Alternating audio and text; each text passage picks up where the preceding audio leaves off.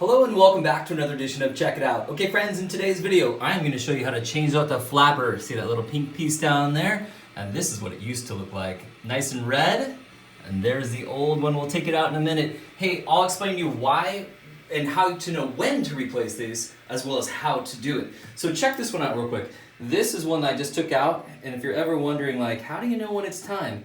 If it starts to fall apart in your hands, that is definitely time to change it out. What this will do is it will start to have a slow leak.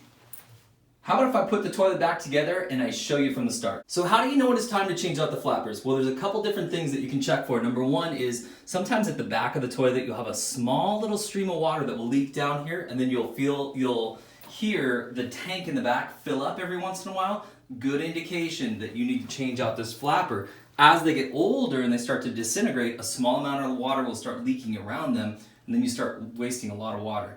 So if you are unfamiliar with toilets, all we're going to do is take off this back piece right here. This is made out of porcelain, so take it off really carefully. Not sure how old your flapper is, you can always kind of reach down into the tank.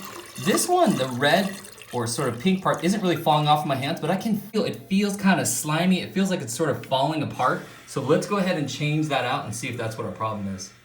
So when you look at these, there's really three different little parts. You have these holes in the back, and you can kind of look down there and see those little white holes where they're going to go to, little white little pegs. And we have the chain, which is going to connect to our lever up here, right? That's how the toilet works. So let's take this apart. And the first thing we're going to do is we are going to turn off the water right down here. Second thing I'm going to do is flush the toilet.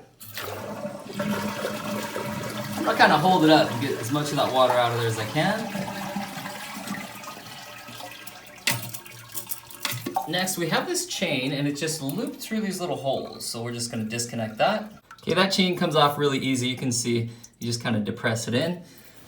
And then looking back here, these little flaps, they just come right off super easy. Ooh, there's our old flapper, and you can see, oh, this thing is really falling apart.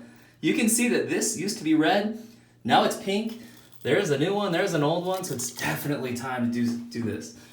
By the way, I bought these guys at a 3-pack. I'll put a link down below in the description and you can check them out. But the 3-pack was under $15 and it's gonna make a world of difference and save a ton of money. So now we're just gonna put these back on, and again, that little hole is just gonna go right around this little piece right here. If this looks at all hard, it is super easy. Okay, now we'll do the same thing to the other side. Both of those are on there, and now we've got to hook up the chain. So again, this chain, we're just gonna kind of push this in right here, and then we're gonna connect it to this rod that has these holes in it.